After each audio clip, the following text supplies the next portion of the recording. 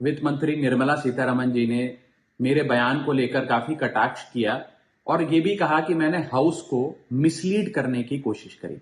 मैंने जब उनके सवालों पर जवाब देने के लिए अनुमति मांगी तो मुझे इजाजत नहीं दी गई। इसीलिए मैंने सोचा कि इस वीडियो के माध्यम से सीधा वित्त मंत्री जी से बात करूं और दूध का दूध पानी का पानी करने का प्रयास करूं। सबसे पहले तो मैंने अपने दिए गए भाषण में जो यूनियन बजट 2025-26 पर मैंने बात रखी, उसमें कई मुद्दे उठाए थे, जैसे कि रेल यात्रियों से जुड़े संबंधी समस्याएं, जैसे कि मिडिल क्लास के फाइनेंशियल चैलेंजेस, जैसे कि डोनाल्ड ट्रंप एडमिनिस्ट्रेशन द्वारा लगाए जा रहे ड्यूटीज एंड टैरिफ्स और गिरते हुए रुपए की बात रखी।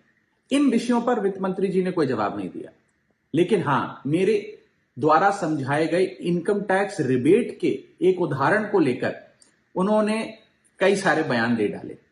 सबसे पहले तो मैं बताना चाहूंगा कि मैंने जो बात कही थी, मैं आज भी उस पर पूरी तरीके से कायम हूं।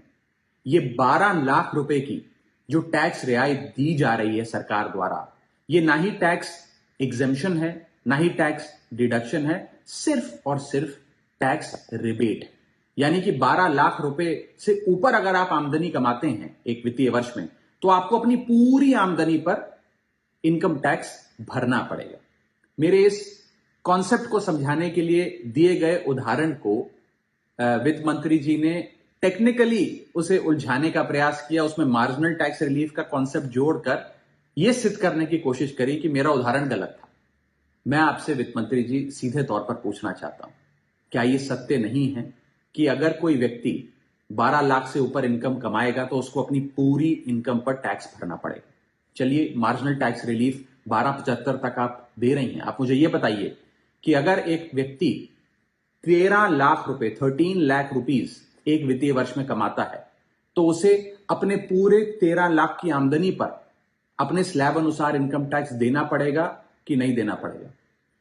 या 13 लाख माइनस 12 लाख की टैक्स रिबेट 1 लाख पर देना पड़ेगा? सही जवाब है कि उसे पूरे 13 के 13 पर इनकम टैक्स भरना पड़ेगा। मान लीजिए कोई शख्स 12,76,000 रुपए कमाता है साल का, तो उसे पूरे 12,76,000 पे इनकम टैक्स भरना पड़ेगा, ना कि मात्र 76,000 रुपए जो उसने 12 लाख रुपए के ऊपर कमाए। ये टैक्स रिबेट का कॉन्सेप्ट समझाने के लिए मैंने एक उदाहरण दिया था और मैं आज भी उस पर कायम हूं कि 12 लाख रुपए से यदि 1 रुपया भी आप फालतू कमाते हैं तो आपको अपनी पूरी इनकम पर इनकम टैक्स देना पड़ेगा। उसको मेरे उस बयान को लेकर वित्त मंत्री जी ने मुझ पर काफी व्यक्तिगत हमले भी किए, मेरे बारे में व्यक्तिगत टिप्पणियां करी। मैं बस इतना ही कहना चाहता हूं कि मेरे मन में माननीय वित्त मंत्री जी के लिए बहुत आदर और सत्कार है। वो अनुभव में, ओहदे में, उम्र में मुझसे बहुत बड़ी हैं।